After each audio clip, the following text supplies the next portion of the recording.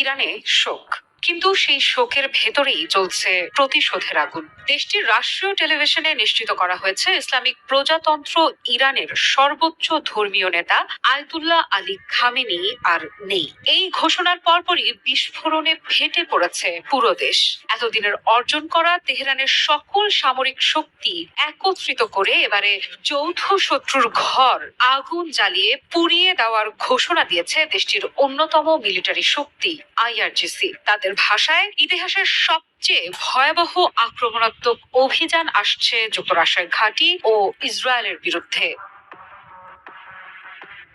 আইআরজিসির বিবৃতিতে বলা হয়েছে, খামেনির হত্যাকারীদের জন্য কঠোর শাস্তি অপেক্ষা করছে। প্রতিশোধের হাত থামবে না যতক্ষণ না পরিপূর্ণ শাস্তি নিশ্চিত হয়। এই ভাষা শুধু শোক বার্তা নয়, এটি সরাসরি যুদ্ধের ঘোষণা। কি হতে পারে সেই ইতিহাসের সবচেয়ে ভয়াবহ অভিযান?